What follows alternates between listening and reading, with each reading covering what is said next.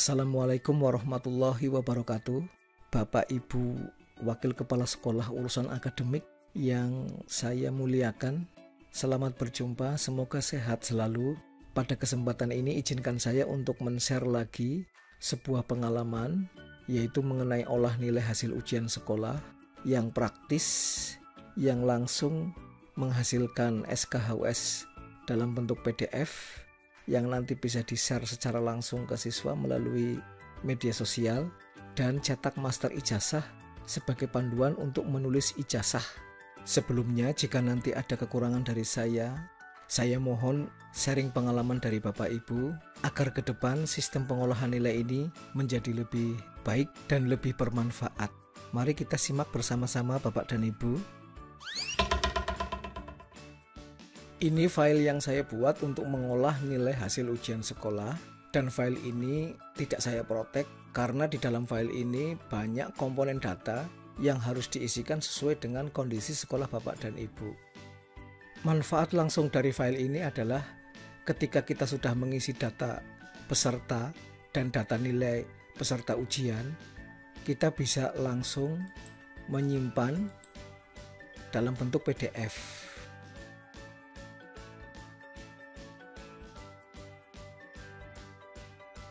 Kita juga bisa langsung mencetak master ijazah sebagai panduan untuk penulisan ijazah nanti ini.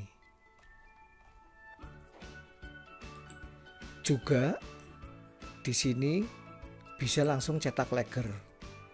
Itulah 3 fungsi dari file ini untuk meringankan kerja kita.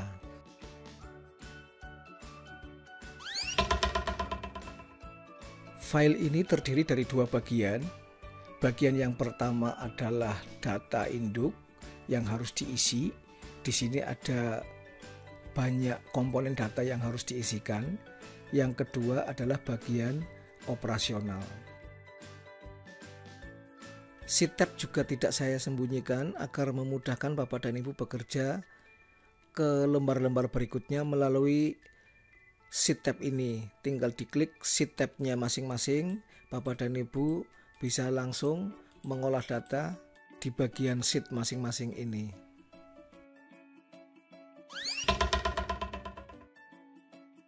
Kita awali dengan mengisi kop yang ada di atas ini sebagai identitas sekolah kita. Berikutnya kita ke isian data pokok, mulai dari identitas nanti. Setelah itu ke bawah kita isi semua data-datanya. Kita mulai dari identitas program studi pilihan. Di sini saya cantumkan 2 program studi, yaitu ilmu pengetahuan alam MIPA dan ilmu pengetahuan sosial IPS. Kita pilih salah satu. Kalau kita memilih IPS, ini berarti bahwa file ini kita gunakan untuk mengolah data nilai ujian sekolah untuk program IPS. Kalau kita memilih MIPA, berarti nanti file ini digunakan untuk mengolah data nilai ujian sekolah program MIPA. Kita pilih salah satu, yaitu IPS dulu. Berikutnya, ketiga kolom di bawah ini tentang jumlah peserta, baik laki-laki maupun perempuan, tidak usah diisi dulu. Ini akan muncul dengan sendirinya ketika kita memasukkan biodata peserta. Untuk itu kita biarkan saja, tidak usah diapa-apakan, tidak usah dihapus karena di dalam sini juga ada rumus. Berikutnya kita isi nama kepala sekolah beserta NIP-nya. Nama kepala sekolah beserta NIP-nya sudah saya isikan. Selanjutnya tahun pelajaran dan NPSN sekolah kita isikan. Tahun pelajaran dan NPSN sekolah sudah saya isikan. Selanjutnya kita ke bagian B, yaitu syarat kelulusan ujian sekolah. Ketika kita membuat pos ujian sekolah, di sana kita mencantumkan syarat kelulusan ujian sekolah. Antara lain meliputi rata-rata minimal ujian sekolah yang harus dipenuhi. Di sini banyak pilihan, tinggal pilih mulai dari 60 sampai yang tertinggi 95. Kita pilih yang sedang-sedang saja, yaitu 70. Kemudian karena di dalam ujian sekolah itu ada dua macam, yaitu ujian sekolah tulis dan ujian sekolah praktik, maka masing-masing bentuk ujian ini kita beri bobot. Misalnya untuk ujian tulis kita beri bobot nilainya nanti 60%. Maka secara otomatis untuk ujian praktiknya nilainya itu diberi bobot 40%. Kemudian kita juga mencantumkan jumlah nilai kurang dari setiap peserta. Misalnya yang kita tentukan adalah 3. Ini artinya jika seorang siswa dari hasil ujiannya terdapat 3 nilai kurang dari 70, maka siswa tersebut tidak lulus. Atau bisa dikatakan bahwa batas toleransi untuk nilai kurang itu hanya 2 mapel. Anak ini mendapatkan nilai kurang pada 2 mapel, namun rata-ratanya 70, anak ini lulus. Namun meskipun anak itu nilainya rata-ratanya 80, jika nilai kurangnya 3 juga tidak lulus. Demikian Bapak dan Ibu. Selanjutnya kita isi batas minimal nilai sikap untuk syarat kelulusan, yaitu B. Kemudian nilai ekstrakurikuler pendidikan pramuka juga B. Kalau ini mau diikut sertakan, kalau enggak ya enggak apa-apa. Kita menentukan nilai sikap saja, sedangkan pramukanya enggak usah juga enggak apa-apa. Karena di dalam kurikulum 2013, nilai sikap dan nilai ekstrakurikuler itu kan menentukan kenaikan kelas dan minimal itu B. Selanjutnya hasil ujian ini jangan diisi, karena ini nanti akan muncul dengan sendirinya ketika kita mengisi semua nilai yang sudah ada, yang sudah kita olah. Nanti akan muncul di sini. Kita lanjut yang terakhir saja, yaitu bagian D. Di sini nanti kita isi rapat tanggal plenonya tanggal berapa, kemudian pengumumannya tanggal berapa, selanjutnya tanggal kelulusan berapa, kemudian nomor SKHUS berapa kita isikan di sini. Tanggal di ijazah yang harus ditulis di ijazah tanggal berapa, kemudian tanggal rapotan tanggal berapa, dan tanggal mutasi siswa tanggal berapa. Kita isi setelah kita mendapatkan edaran dari dinas. Demikian Bapak dan Ibu sekilas mengenai isian data pokok. Setelah kita mengisi semua data pokok yang ada di bagian ini, kita save as file ini untuk mengisi program MIPA. Kita save as, lalu kita simpan di sini. Nah, kita simpan. Lalu kita ubah di sininya menjadi MIPA. Berarti kita sudah punya 2 file, satunya file IPS, satunya file untuk MIPA. Ketika kita sudah mengisi semua data pokok pada sheet menu ini, dan tentunya agar data pada sheet menu ini aman, tidak terganggu, kita harus memprotek. Nah, bagaimana cara memproteknya? Ada beberapa hal yang harus kita ketahui untuk memprotek. Karena pada menu ini ada kolom-kolom yang memang harus diisi dan itu harus jangan diprotek. Seperti ini, pada pilihan program studi kan harus kita pilih. Kalau ini diprotek berarti ini nanti tidak bisa digunakan. Yang diprotek itu yang mana? Yang ini, semua tulisan ini, kemudian bagian ini, bagian yang otomatis keluar sendiri, kemudian ada bagian ini juga, kemudian bagian kolom ini semua wajib kita protek karena itu berisi rumus. Namun kolom-kolom yang harus kita isi tidak usah diprotek agar kita nanti bisa mengisi. Caranya seperti ini. Tekan Ctrl A atau kita klik di sini di sudut kiri atas. Di sini ada gambar segitiga ini. Kita klik di sini. Ini berarti untuk ngeblok semua. Lalu kita pilih klik kanan ke format cell, yaitu pilih proteksi. Kemudian ini kan ada kotak kecil ini, kita buka agar keluar centangnya. Kemudian kita oke. Kemudian yang berikutnya kita pilih kolom-kolom mana yang tidak boleh diprotek. Kita misalnya ini, kemudian ini kita pilih dulu, kemudian ini, kemudian ini, berikutnya ini enggak usah, ini karena otomatis, ini nanti yang bakal kita isi satu-satu. Setelah itu ke menu operasional, kita tekan kontrol, kita klik pada kotaknya ini. Soalnya kalau ini terprotek, ini tidak bisa bekerja, menu ini tidak bisa dibuka.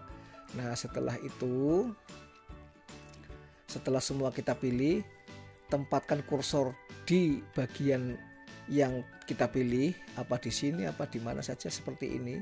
Kita klik kanan, lalu kita ke format cell, lalu kita buka yang ini, centangnya hilangkan, lalu kita klik OK. Setelah itu klik sembarang tempat, lalu kita buka menu format di sini.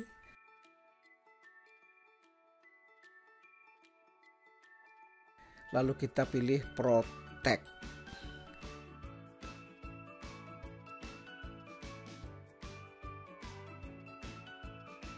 Ketik saja sandinya 1 2 3 4. Enter. Ketik lagi 1 2 3 4. Enter.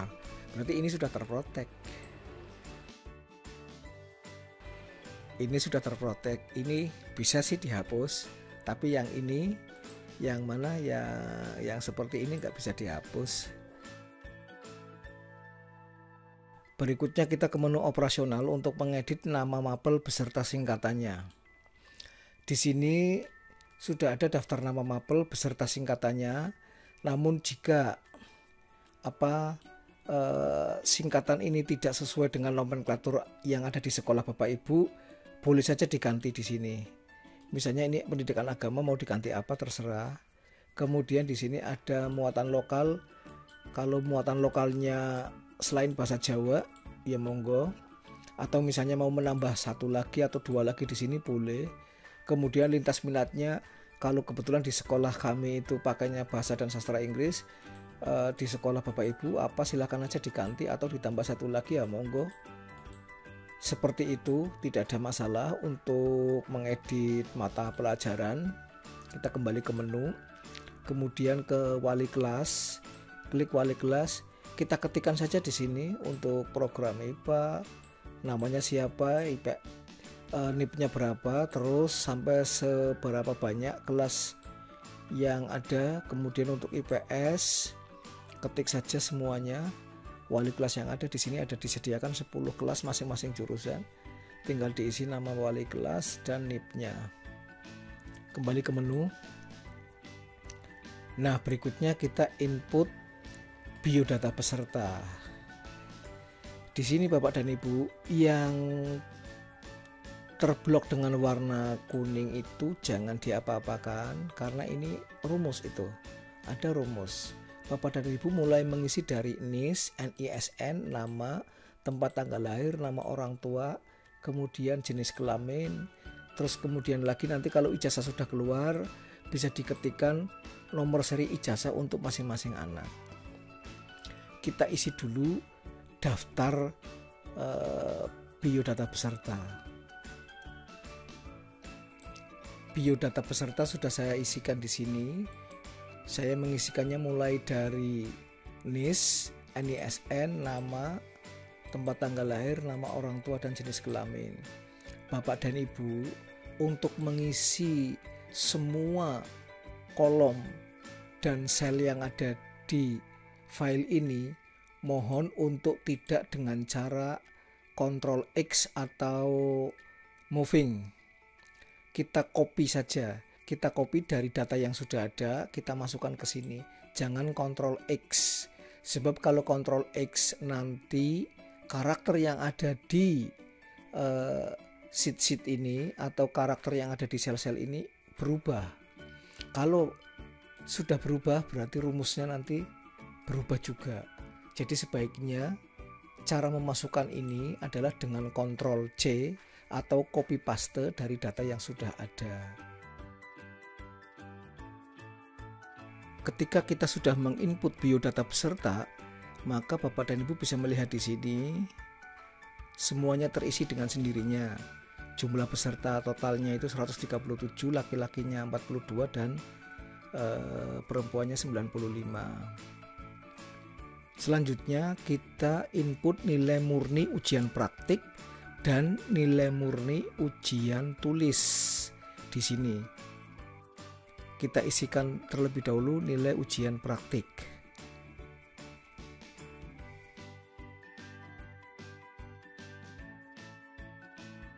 Nilai ujian praktik sudah saya masukkan mulai dari mata pelajaran agama sampai yang terakhir lintas minat.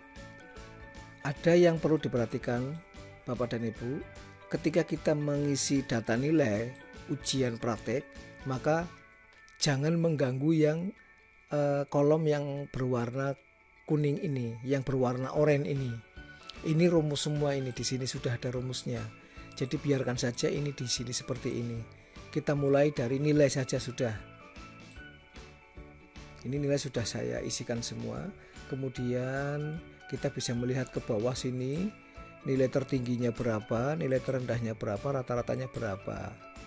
Ini untuk seluruh siswa IPS 1 sampai IPS 4. Baik, kita kembali ke menu untuk mengisi nilai murni ujian tulis. Kita klik di sini nilai murni ujian tulis. Nilai ujian tulis juga sama.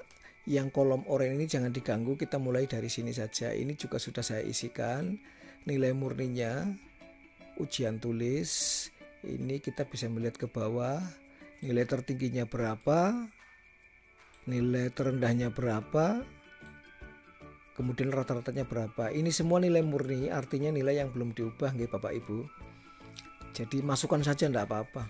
Seberapapun lah, 2 ya boleh, ini dimasukkan 2 seperti itu. Kita kembali ke menu. Ketika nilai sudah dimasukkan semua, kita bisa melihat hasil sementaranya ini sebelum dikonversi. Ini nilai rata-ratanya tertinggi 77, terendahnya 72, rata-rata ujian sekolahnya 74, jumlah pesertanya 137. Namun karena belum dikonversi, maka ini belum muncul di sini. Berarti kita nanti ke konversi dulu. Kita sudah memasukkan nilai praktek dan nilai tulis, ujian tulis. Kita intip dulu apakah betul rumus yang dipakai itu untuk nilai ujian sekolahnya. Nah, kita lihat di situ. Ini ujian tulisnya. Kalau ujian tulisnya 6, kemudian ujian prakteknya 9,2, maka kalau ini tadi berapa? Tadi di sini 60%, 40% ya. Ujian tulisnya 60%, ujian prakteknya 40%. Kita intip. Ini berarti 60% dari 23. Oh, ini ujian praktek, maaf. 60% dari 10. Kemudian berarti tadi berapa? 6. Betul. Kemudian untuk ujian praktiknya 40% dari 23, hasilnya 9,2. Lalu berarti nilai ujiannya untuk anak itu yang murninya berarti masih nilainya 15,2. Ini belum dikonversi. Ini sudah kita mendapatkan gambaran, berarti hasil ujian dengan nilai murninya di sini, yaitu pada menu intip nilai murni US. Kemudian kita masuk ke konversi Bapak dan Ibu. Kita memasukkan nilai yang tertinggi yang kita kehendaki berapa jika anak itu mendapatkan nilai 90,4. Kita masukkan berarti 92 misalnya. Kemudian di sini ada 60, kita masukkan 75 misalnya.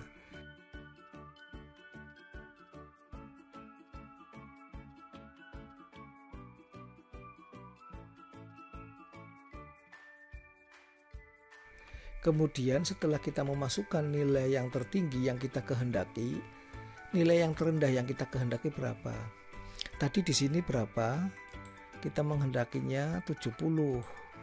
Berarti nilai terendah itu rata-rata harus 70, maka itu sebagai patokan kita masukkan di sini saja, misalnya berarti 75.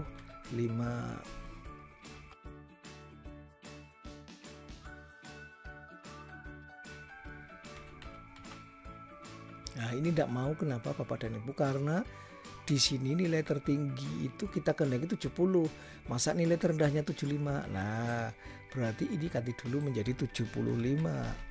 Kalau sama tidak masalah, seperti ini sama ini 75 dengan 75 tidak masalah, atau ini diganti menjadi 70 boleh.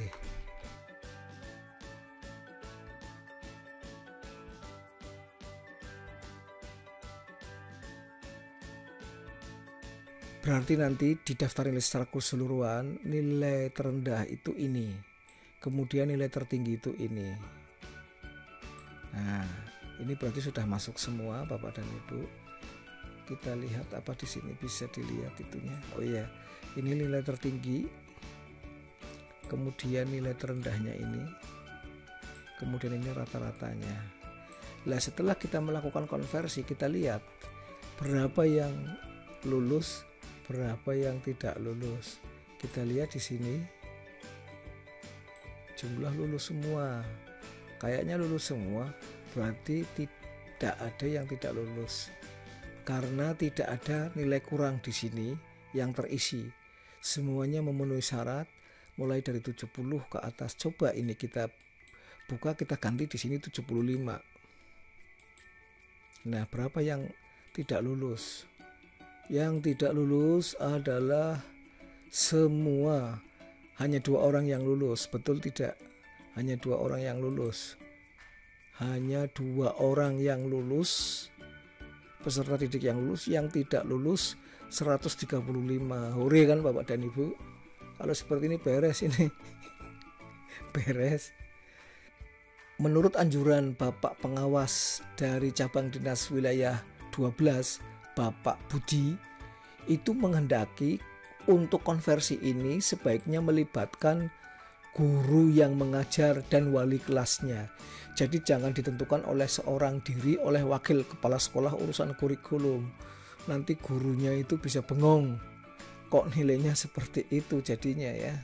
Iya, jadi sekali lagi ini anjuran dari Bapak Pengawas di wilayah Cabang Dinas 12 dari Bapak Budi, harus kita ikuti, kita patuhi, karena ini demi kebaikan bersama.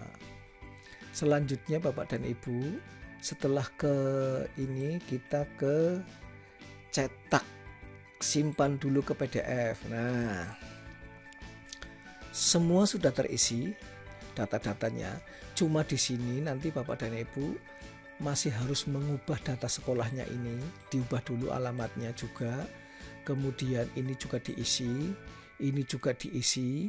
Kalau yang ini kan sudah masuk ke database, ini juga diisi. Kalau ini juga sudah database, sudah masuk semua. Ini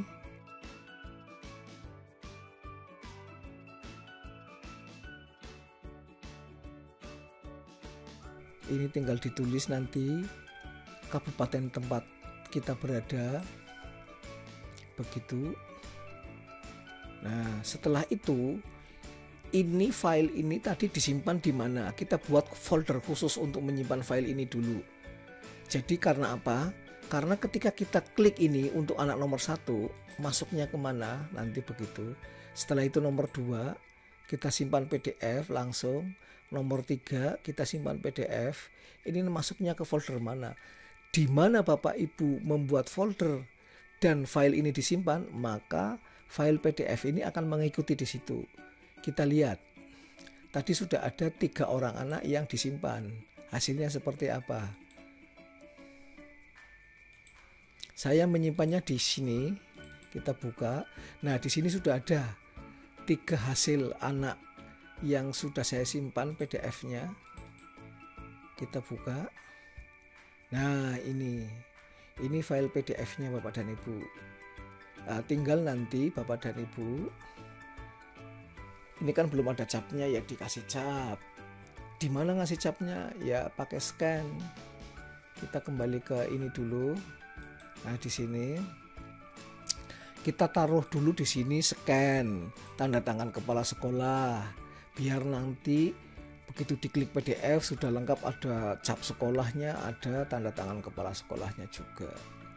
Seperti itu Bapak dan Ibu, tinggal klik klik klik klik klik, lalu plung plung plung plung plung masuk, lalu kita share ke siswa. Oke, yang ini sudah tidak ada masalah. Kemudian kita lihat cetak master ijazah.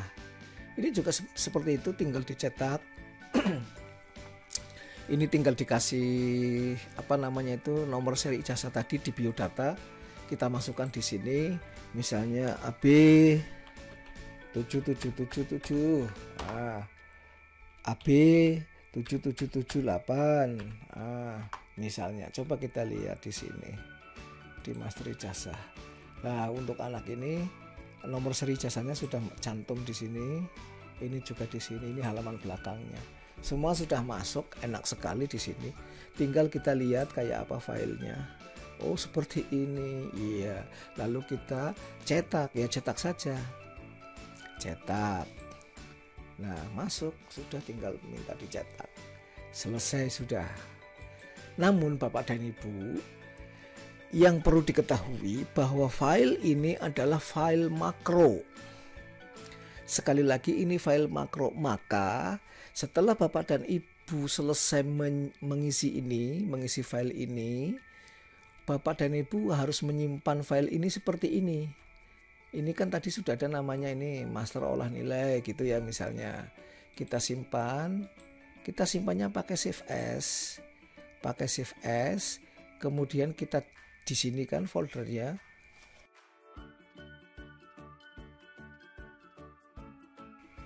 Kemudian setelah kita masuk ke kolom dialog, ke kotak dialog ini, kita pilihnya yang ini, Excel Macro Enable Workbook. Kita klik ini, lalu kita simpan, berarti nimpa. Nah, enggak apa-apa. Nah, terus kemudian Bapak dan Ibu, agar ini bisa aktif, makronya aktif, yaitu cetaknya aktif, print previewnya aktif, kemudian di sini PDF-nya aktif, maka kita ke developer, ke menu developer, kemudian kita ke macro security, kita untuk mengaktifkan. Nah, ini enable, lalu oke. Nah, setelah itu kita simpan lagi, kita save as lagi. Kalau tidak puas, kita save as lagi. Begitu, ini sudah enable makro gitu, kita pilih lalu save as dengan file yang sama, tidak masalah. Seperti itu Bapak dan Ibu. Kita kembali ke menu, berarti sudah selesai dong. Kita tinggal medang, kata Pak Teguh itu medang.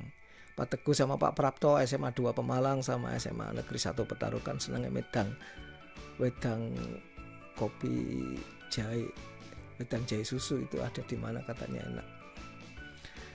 Terima kasih Bapak dan Ibu atas perhatian Bapak dan Ibu. Ini sekedar sharing saja semata-mata, tidak bermaksud lain. Andai kata Bapak dan Ibu punya yang lebih baik, mohon saya juga di-share supaya kita lebih ringan kerja kita. Terima kasih. Wabillahi taufiq walhidayah. Assalamualaikum warahmatullahi wabarakatuh. Atas kekurangan saya, sudilah kiranya untuk dimaklumi. Terima kasih.